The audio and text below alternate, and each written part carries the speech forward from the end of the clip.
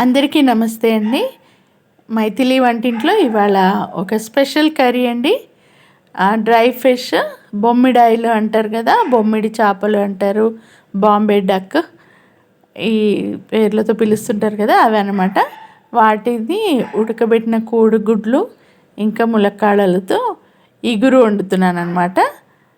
ఇవన్నీ శుభ్రంగా కడిగి రెడీగా పెట్టుకున్నాను. ఎండు చేపలు అవి ముందుగా బాండీలో ఆయిల్ వేసి ఈ చేపల్ని ఫ్రై చేయాలండి. ఇవి ఇసుక లేకుండా 2-3 సార్లు నీళ్లు మార్చి బాగా కడిగి పెట్టాను. ఇవి ముందుగా ఫ్రై చేసి తర్వాత కూర ఉడికేటప్పుడు వేస్తే చాలా టేస్టీగా ఉంటుందండి కర్రీ.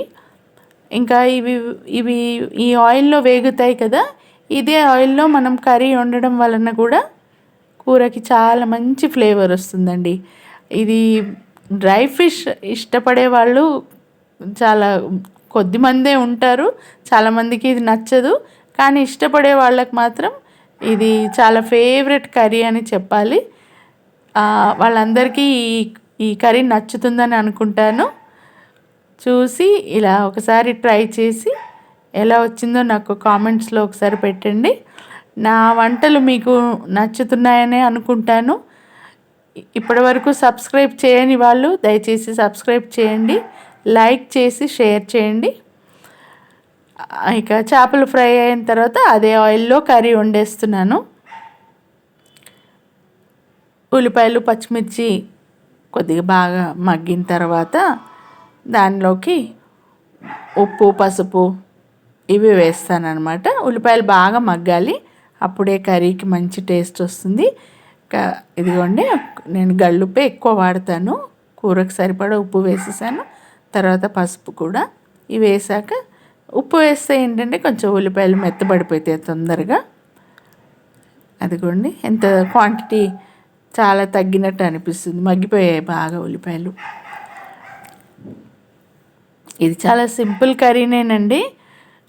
ఇంకా ములక్కాడలు ఏంటంటే నేను మీకు చూపిస్తాను. ములక్కాడలు వేసేటప్పుడు మనం మామూలుగా మార్కెట్లో కొనేవైతే అన్నీ సమానంగా ఉంటాయి కదా, ఒకటే సైజులో. ఈ ములక్కాడలు ఏంటంటే మా ల్యాండ్లో ఒక పెద్ద చెట్టు ఉందన్నమాట, మునగ చెట్టు. మొన్న అక్కడే ల్యాండ్ చూడడానికి వెళ్ళినప్పుడు అక్కడి నుంచి కోసుకొని వచ్చాను అనమాట. అది చూడండి, ఒక్కొక్కటి ఒక్కొక్క సైజులో ఉన్నాయి. కానీ లేతగా ఏ ఎరువులు అవి లేకుండా ఆర్గానిక్గా పండినాయి కదండి. అసలు ఎంత టేస్టీగా ఉన్నాయోనండి, చాలా బాగా అనిపించింది. ఫ్రెష్గా టేస్టీగా ఉన్నాయి, తొందరగా ఉడికిపోయాయి కూడా. అయితే వీటికి ఉడకడానికి కోసం కొద్దిగా నీళ్ళు వేస్తున్నాను కర్రీలో. ఒక 5 నిమిషాలు ఇలా నీళ్ళు వేసి పెడితే మునక్కాడలు మెత్తబడిపోతాయిలేండి. మునక్కాడ ఉడికిపోయిందంటే నెక్స్ట్ టమాటో వేస్తాను. ముందుగానే టమాటో వేస్తే ఇవి ఉడకవు కదా, అందుకని. అదిగోండి, మునక్కాడలు ఉడికిపోయాయి. ఒకసారి అట్లా ఒత్తి చూసుకుంటే సరిపోతుంది.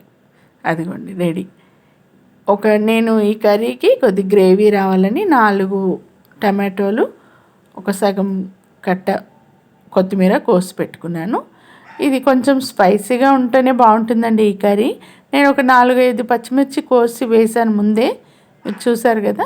దాని తర్వాత ఒక పెద్ద స్పూన్ కారం కూడా వేస్తాను అన్నమాట. ఈ టమాటోలు ఉల్లిపాయలు వీటితోనే గ్రేవీ బాగుంటుంది ఈ కర్రీలోకి. టమాటోలు కూడా మగ్గిపోయినాయండి, కూర ఉడికిపోయింది. ఇంకొద్దిగా దగ్గరికి అయిన తర్వాత అప్పుడు దీంట్లోకి ఫ్రై చేసి పెట్టుకున్న డ్రై ఫిష్ వేస్తానన్నమాట. ఇప్పటికే అది డ్రై ఫిష్ ఫ్రై చేసిన ఆయిల్లోనే కర్రీ వండుతున్నాం కాబట్టి అసలు చాలా మంచి ఫ్లేవర్ వస్తుందండి. ఇల్లంతా ఈ వాసనతో నిండిపోయింది. ముఖ్యంగా ఈ కర్రీ వండినప్పుడు ఇదేనండి స్మెల్ ఎక్కువ వచ్చేస్తుంది. మిగతా ఏ కర్రీస్కి ఇంత వాసన రాదు అసలు. బొమ్మిడి చేపలు వేసేసాను కర్రీలో. ఇవి ఆల్రెడీ ఆయిల్లో ఫ్రై చేసాం కాబట్టి కొద్దిసేపు ఈ గ్రేవీలో ఉడికితే సరి, కొద్దిగా మెత్తబడిపోతాయి అన్నమాట. అలాగా ఈ మాత్రం గ్రేవీ ఉంటే చాలు. ఇంకా ఒక 2 నిమిషాలు ఉడికిన తర్వాత ఇందులో బాయిల్ చేసి పెట్టుకున్న ఎగ్స్ వేస్తున్నానండి. ఇది చాలా మంచి కాంబినేషన్ అండి, అన్నంలోకి చాలా బాగుంటుంది. మునక్కాడ, ఉడకబెట్టిన కోడిగుడ్లు, ఎండు చేపలు ఎగురు. ఇదండి కర్రీ రెడీ అయిపోయింది. ఇదేనండి మా లంచ్ మెను. ఇలా డ్రై ఫిష్ కూడా బాగానే తింటాము. ఇంతకుముందే నేను ఎండు చేపలు, నెత్తళ్ళు, ఇంకా చావడాల రెసిపీస్ కూడా పెట్టాను. మైథిలి వంటిల్లు ఛానల్లో చూడండి. ఉంటానండి. బాయ్.